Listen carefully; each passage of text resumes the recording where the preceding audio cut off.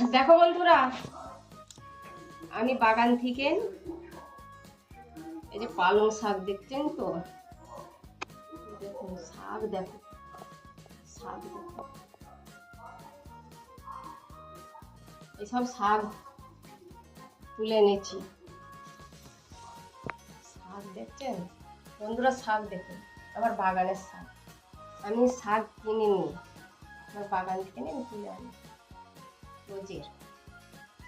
এই যে শাকগুলোকে কেমন করে বাছতে হয় দেখুন।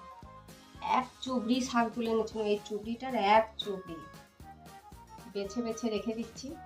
এবং দেখো শাক কেটেছি বন্ধুরা, এরকম করে কাটতে হয়, এইরকম করে পরিষ্কার করে সুন্দর করে বেছে বেছে নিতে হয়। নিয়ে কেটে তারপরে রান্না হবে। কি রান্না হবে আজকে জানেন তো? আজকে শাক ভাজা হবে, সিম ভাজা হবে, মাংসের পকোড়া হবে, একটু মাংস তৈরি হবে, আর একটু চাটনি হবে। আর বেশি কিছু আজকে করবো না, আজকে অনেকটাই বেলা হয়ে গেছে বন্ধুরা, টিফিন খেতে না একটু দেরি হয়ে গেছে আজকে। আর বন্ধুরা, যা কিছু দেখবেন একটু ভালো করে এইসব শাকগুলোকে কি দিয়ে খেতে হয় জানেন তো?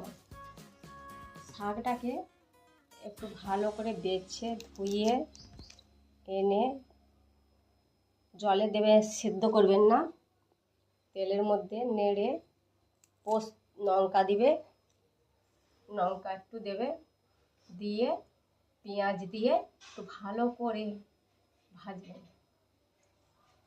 ভেজে ভাজা ভাজা হয়ে এলে তখন একটু পোস্ত ছড়িয়ে দেবেন, দিয়ে একটুখানি এই চিমটি খানেক চিনি দিয়ে দিবেন।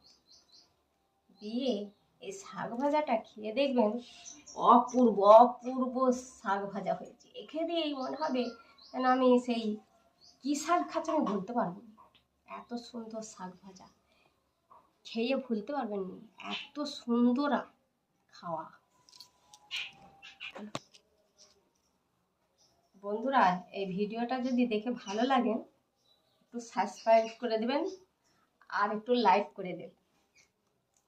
লাইক করুন, হ্যাঁ ভুলবেন না কিন্তু, লাইক করে দিবেন। আবার আগামী দিনে আমি আবার নতুন একটা পদ্ধতি নিয়ে আসবো, হ্যাঁ আপনাদের কাছে। এইটা যদি ভালো লাগে আপনারা একটু লাইক করে দেবেন। Tata, bye bye, thank you, thank you.